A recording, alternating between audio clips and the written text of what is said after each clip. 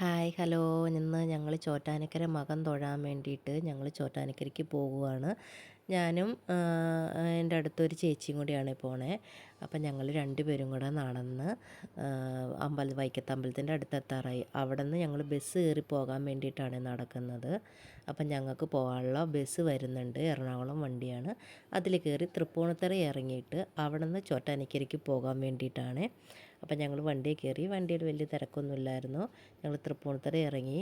ചെന്നപ്പോൾ തന്നെ നമുക്ക് ചോറ്റാനിക്കരയ്ക്കുള്ള വണ്ടി തൃപ്പൂണിത്തുറ കിടക്കുന്നുണ്ടായിരുന്നു. അവിടെ നിന്ന് ഞങ്ങൾ ചോറ്റാനിക്കര അമ്പലത്തിലേക്ക് എത്തി. അതിനുശേഷം അവിടെ ഇറങ്ങിയിട്ട് ഞങ്ങൾ മകം തൊഴലിൻ്റെ ബോർഡൊക്കെ വെച്ചിട്ടുണ്ട്. അവിടെ ആർച്ചൊക്കെ വെച്ചിട്ടുണ്ട്. ബോർഡല്ല, ആർച്ചൊക്കെ വെച്ചിട്ടുണ്ട്. അവിടെ നിന്ന് ഞങ്ങൾ നടന്ന് കുറച്ച് ദൂരമുണ്ട് കേട്ടോ അവിടുന്ന്. കാരണം നേരത്തെ വണ്ടി അതിലേക്ക് കയറ്റി വിടുമായിരുന്നു അമ്പലത്തിൻ്റെ അടുത്തോടെ. ഇപ്പോൾ ഈ മകം തൊഴുന്നത് പ്രമാണിച്ച് താഴത്തോടെ മാത്രമേ വണ്ടി കടത്തി വരണുള്ളൂ. അപ്പോൾ അത്യാവശ്യം നടക്കാനുണ്ട്. നല്ല തിരക്കൊക്കെ ഉണ്ട് കേട്ടോ. 2 മണിക്കാണ് മകദർശനം. അപ്പം എല്ലാവരും ആ സമയമായപ്പോഴത്തേനും തൊഴാൻ വേണ്ടിയിട്ട് എല്ലാവരും പോണതാണ്. അത്യാവശ്യം ദൂരം നടക്കാനുണ്ട്. അപ്പോൾ ഈ ഒരു സമയത്ത് നാരങ്ങ വെള്ളം, അതുപോലെ കുടിവെള്ളം, അങ്ങനെയുള്ള സാധനങ്ങളൊക്കെ ഒത്തിരി. അപ്പം ഞങ്ങൾക്കും കിട്ടി കേട്ടോ നാരങ്ങ വെള്ളം. അത് ഷൂട്ട് ചെയ്യാൻ പറ്റിയില്ല, വിട്ടുപോയി. ഞങ്ങൾ നല്ല നാരങ്ങ വെള്ളമൊക്കെ കുടിച്ചിട്ട് ഞങ്ങൾ അമ്പലത്തിൻ്റെ അടുത്തെത്താറായി. അപ്പോൾ 2 ക്യൂ ആണുള്ളത്. പടിഞ്ഞാറ് വശത്തും ഉണ്ട്, കിഴക്ക് വശത്തും 2 ക്യൂ ആയിട്ട്. ഞങ്ങൾ പടിഞ്ഞാറ് വശത്താണ് ഞങ്ങൾ ക്യൂ നിന്നത്. അത് ലേഡീസിനുള്ള, പെണ്ണുങ്ങൾക്ക്, അത് സ്ത്രീകൾക്കുള്ള ക്യൂ ആയിരുന്നേ. അപ്പോൾ ഞങ്ങളവിടെ ചെന്നു. ചെന്നപ്പോൾ ഇപ്പം നമ്മൾ നോക്കുമ്പോൾ വലിയ തിരക്കോ കാര്യങ്ങളൊന്നും, പക്ഷേ ക്യൂ പിന്നീടാണ് അങ്ങോട്ട്. ഒയ്യോ, ഞങ്ങൾ ഒരുപാട്, ശരിക്കും ഞങ്ങളവിടെ ഒരു 10 മണിയായപ്പോൾ ചെന്നതാണ്. ഒരു 10 മണിയൊക്കെ അവിടെ എത്തിയതാണ്. അതിന് ശേഷം ഞങ്ങൾ ആ ക്യൂ നോക്കി ഇതാ അതുകൊണ്ടോ അവിടെ ആ റോഡും കഴിഞ്ഞ് ഇത്രയും ജനങ്ങളാണ്, അത്രയും പേര് അവിടെ ഇരിക്കുവാണ്. അപ്പോൾ ഇവരൊക്കെ എപ്പോൾ വന്നതായിരിക്കണം. അതിന് ശേഷം ഞങ്ങൾ റോഡും കഴിഞ്ഞ് അപ്പോൾ അവിടെ ഒരു ഗ്രൗണ്ടുണ്ട്, സ്കൂളാണെന്ന് തോന്നുന്നു. സ്കൂളിൻ്റെ ഗ്രൗണ്ടിൽ ഇതാ ഞങ്ങളിവിടെയാണ് ക്യൂ നിന്നത്. അതായത് അതും കഴിഞ്ഞ് ഇവിടെയാണ് ഞങ്ങൾ ക്യൂ നിന്ന് കുറേ പേര് ഇരുന്ന്. എനിക്ക് പിന്നെ ഇരിക്കാൻ പറ്റാത്തതുകൊണ്ട് ഞാൻ ഇരുന്നില്ല, നിന്ന്. ഞങ്ങൾ ചെന്നപ്പോൾ ഇത്രയും പേരേ ഉണ്ടായിരുന്നുള്ളൂ. പിന്നെ അത് കഴിഞ്ഞപ്പം ആളുകൾ ഒരുപാട് വന്നതുകൊണ്ടോ, ഇപ്പോൾ കണ്ടോ ഒരുപാട് ആളുകൾ വന്നു. അപ്പം അവിടെ പക്ഷേ ഈ ഓല കൊണ്ട് മേളിലൊക്കെ മേഞ്ഞിട്ട് അത്യാവശ്യം കാറ്റും കാര്യങ്ങളൊക്കെ ഉണ്ടായിരുന്നേ. ഫാനൊക്കെ ഇട്ടിട്ടുണ്ട്. അപ്പം അതുകൊണ്ട് അങ്ങനെ വലിയ ബുദ്ധിമുട്ടൊന്നും അവിടെ നമുക്ക് തോന്നിയില്ല. അവിടെ നമ്മളിരുന്ന് അതിന് ശേഷം അവിടുന്ന് അവിടുന്ന് എണീപ്പിച്ച് ഇങ്ങനെ നടത്തി. ഈ നിൽക്കണത് കുറച്ച് ബുദ്ധിമുട്ടായിരുന്നു. കാരണം എല്ലാവരും കൂടെ അടിഞ്ഞുകൂടി നിൽക്കണതുകൊണ്ട് ഈ ചൂടത്ത് ഭയങ്കര ബുദ്ധിമുട്ടായിരുന്നു. ഒത്തിരി പേരെ ഹോസ്പിറ്റലിലും കൊണ്ടുപോയി. ഒരുപാട് ആളുകൾ തലകറങ്ങി വീണു. മേലാതെ ആംബുലൻസൊക്കെ വന്ന് ഒരു 3-4 പേരെയെങ്കിലും ഹോസ്പിറ്റലിലൊക്കെ കൊണ്ടുപോയിട്ടുണ്ട് ആ സമയം കൊണ്ട്. അതുകൊണ്ട് തിങ്ങി നിൽക്കണത്, അതായത് എന്താ പറയുക, അതിങ്ങനെ തിങ്ങി നിന്നാലും കുറച്ച് ടൈമാണെങ്കിൽ കുഴപ്പമില്ല. ഇതിപ്പോൾ മണിക്കൂറുകളോളമാണ് ക്യൂ നിന്ന്. ഇപ്രാവശ്യത്തെ ചോറ്റാനിക്കര അമ്പലത്തിലെ ഒരു അറേഞ്ച്മെൻറ്റ് ശരിയായിട്ടില്ലെന്ന് എനിക്ക് പറയാനുള്ളൂ. കാരണം ഞാൻ ഇതിന് മുന്നേ മകം തൊഴാൻ പോയിട്ടുണ്ട് അവിടെ. പക്ഷേ ഇപ്പം ഈ പ്രാവശ്യം ശരിക്കും പറഞ്ഞിട്ടുണ്ടെങ്കിൽ ഒരുപാട് നേരം നമ്മളിപ്പോൾ ഇങ്ങനെ നിൽക്കണേനല്ല, പക്ഷെ നിൽക്കണത് കണ്ടമാനം നേരം നമ്മളവിടെ നിൽക്കുന്ന ഓരോരുത്തരും. അതായത് ശരിക്കും വെള്ളം മാത്രമേ ഇടയ്ക്കിടയ്ക്ക് കിട്ടുന്നുണ്ട്.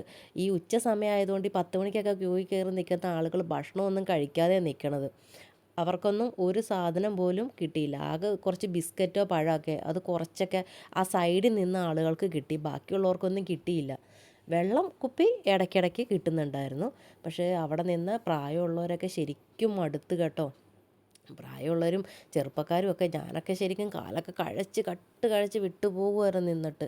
പിന്നെ ദേവീനെ തൊഴണം എന്ന ഒറ്റ വിശ്വാസത്തിൽ ദേവിയെ മനസ്സിൽ വിചാരിച്ച് പ്രാർത്ഥിച്ച് മാത്രം അവിടെ നിന്നത്. ദേവി ഒരാളുള്ളത് കൊണ്ട് ഒരുപാട് പേരൊന്നും അവിടെ അധികം ഹോസ്പിറ്റലിൽ കൊണ്ടുപോകേണ്ടയോ തലകറങ്ങി വീഴും ഒത്തിരി പേരൊന്നും അങ്ങനെ വന്നില്ല. പക്ഷേ ഭയങ്കര ബുദ്ധിമുട്ടായിരുന്നു ഇപ്രാവശ്യം മകം തൊഴാൻ പോയപ്പം. എന്തായാലും കാരണം ഒട്ടും മൂവ് ചെയ്യുന്നില്ല ക്യൂ ഒട്ടും മൂവ് ചെയ്യുന്നില്ല. ഞാൻ ഇതിന് മുന്നേ ചെറിയൊരു വീഡിയോ എടുത്തപ്പോൾ ഞാൻ പറഞ്ഞിട്ടുണ്ടായിരുന്നു. കാരണം ഈ നിൽക്കുന്ന ക്യൂ ഇവിടെ നിൽക്കുന്നുണ്ട്, പക്ഷേ അമ്പലത്തിൻ്റെ ഉള്ളിൽ അത്യാവശ്യം ആളുകൾ കയറി പോകുന്നുമുണ്ട്. അപ്പം ഞങ്ങൾക്ക് മനസ്സിലായില്ല. ഞങ്ങളിത് ദൂരെ നിന്നുള്ള ക്യൂ ആയതുകൊണ്ട് ഞങ്ങൾക്ക് അങ്ങനെ മനസ്സിലായില്ല. എല്ലാവരും ക്യൂവിൽ നിന്നു. പക്ഷേ അമ്പലത്തിനോട് അടുത്ത് എത്തിയപ്പോഴാണ് കാര്യങ്ങൾ നമുക്ക് മനസ്സിലാവുന്നത്. ഇത് തൊഴുതിട്ട് ഇറങ്ങി പോകുന്ന വഴിയാണ് ഇത്. അപ്പോൾ അവിടെ ഒരു ഗ്യാപ്പ് ഇട്ട് അതിന് ശേഷം അടുത്ത കയറ് കെട്ടിയേക്കും. ഓരോ കയറ് കെട്ടിയിട്ടാണ് ഓരോ പാർട്ടായിട്ട് വിടുന്നത്. ഒരു കയറ് കെട്ടിയ ഭാഗം വിട്ടതിന് ശേഷമാണ് അടുത്ത കയറ് കെട്ടിയ ഭാഗം വിടുന്നത്. ഇതിപ്പോൾ അമ്പലത്തിനോട് അടുത്തെത്താറായി. ഞങ്ങൾ. പക്ഷെ എല്ലാവരും അടുത്ത് കേട്ടോ ശരിക്കും. ശരിക്കും അമ്പലത്തിനോട് അടുത്തെത്താറായപ്പോഴാണ് സംഭവം മനസ്സിലാവുന്നത്. ആ സംഭവം എന്താ വെച്ചിട്ടുണ്ടെങ്കിൽ ഈ ക്യൂ നിൽക്കുന്ന ആളുകളെ കൂടാതെ ആ, വേണ്ടപ്പെട്ട ആളുകളുണ്ടല്ലോ, VIP VIP ഒന്നും പറയാൻ പറ്റില്ല നമുക്ക്. വേണ്ടപ്പെട്ട ആളുകൾ, അവരുടെയൊക്കെ ആളുകളെ സൈഡിൽ കൂടെ കയറ്റി വിടുന്നു. അതായത് ക്യൂ നിൽക്കുന്ന നമ്മൾ അവിടെ ഇങ്ങനെ നിൽക്കണ് മണിക്കൂറുകളോളം. സൈഡിൽ കൂടെയൊക്കെ ആളുകൾ കയറി പോകുന്നുണ്ട്. അപ്പോൾ അവർ കയറി പോകുമ്പം നമുക്ക് ക്യൂ സ്റ്റോപ്പ് ചെയ്യുമല്ലോ, മൂവ് ചെയ്യത്തില്ലല്ലോ. ഇടയിൽ കൂടെ ആളുകൾ കയറി പോകുമ്പോൾ ആ ക്യൂ മൂവ് ചെയ്യുന്നില്ല. അങ്ങനെ അത്രയും ലേറ്റായത്.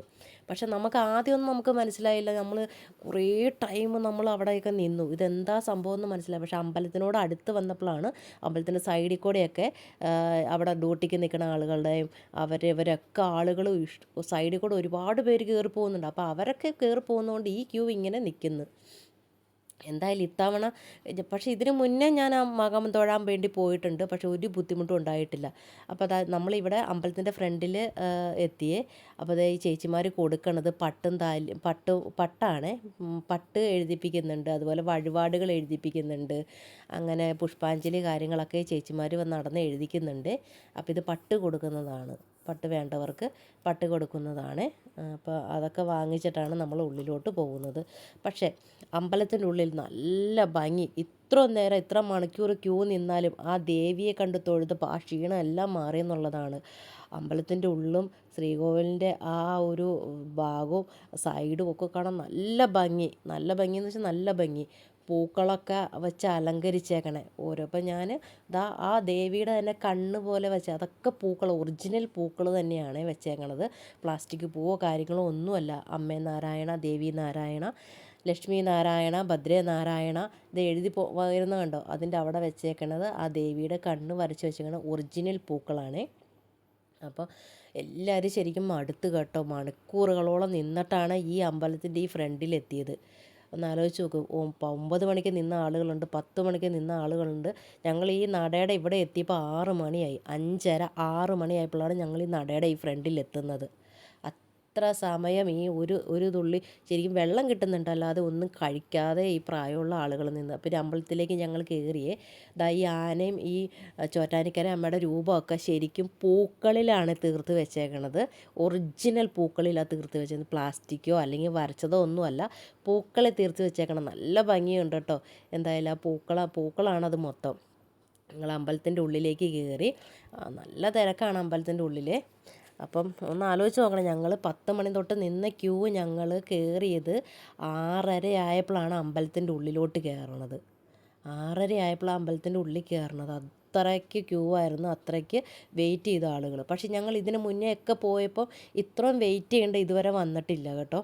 ഇതുകൊണ്ട് സൈഡിൽ കൂടെയൊക്കെ ആളുകൾ വരുന്നത് കണ്ടോ. ഇതൊക്കെ ശരിക്കും ക്യൂവിലില്ലാത്ത ആളുകളാണ്. അവരൊക്കെ അപ്പം വന്നിട്ട് അപ്പം കയറി പോകുന്നതാണ്.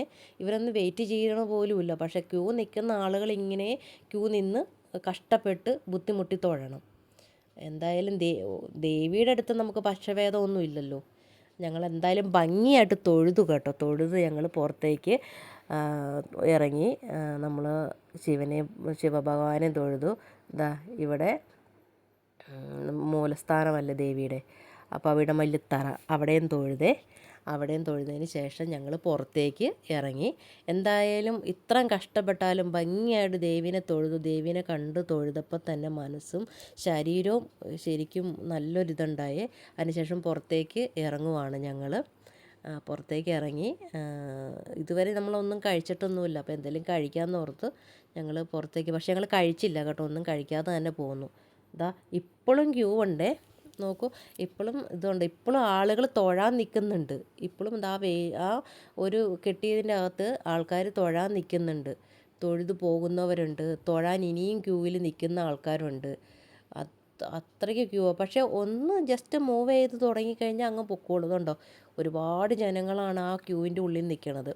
ഇത് കഴിഞ്ഞ് ഫ്രണ്ടിലോട്ട് പോകുമ്പോൾ ഈ പറഞ്ഞ പോലെ രണ്ട് ലൈൻ വെച്ചാണ് പോകുന്നത്. പിന്നെ എന്തായാലും ഞങ്ങൾ തൊഴുതു. ഇത് ഫ്രണ്ടിലേക്ക് ഞങ്ങൾ തിരിച്ച് പോരുവാണ്. ഞങ്ങൾ തിരിച്ച് പോരാനുള്ള ബസ് കയറാൻ വേണ്ടിയിട്ട് അമ്പലത്തിൻ്റെ വന്ന വഴി തന്നെ ഞങ്ങൾ തിരിച്ച് നടന്നേ. ഇത് ഈ ആർച്ചൊക്കെ നല്ല മനോഹരമാക്കി വെച്ചിട്ട് ഇതെല്ലാം ഒറിജിനൽ പൂക്കളാണ്, പ്ലാസ്റ്റിക്കോ അല്ലെങ്കിൽ ലൈറ്റോ ഒന്നുമില്ല. ഇത് ഒറിജിനൽ പൂക്കൾ വെച്ചിട്ട് തന്നെയാണ് ഇത് അലങ്കരിച്ചേക്കണത്. അങ്ങനെ ഭംഗിയായിട്ട് ചോറ്റാനിക്കര അമ്മയെ തൊഴുത് ഈ വർഷത്തെ മകം തൊഴുതതിൻ്റെ ഒരുപാട് സന്തോഷത്തിൽ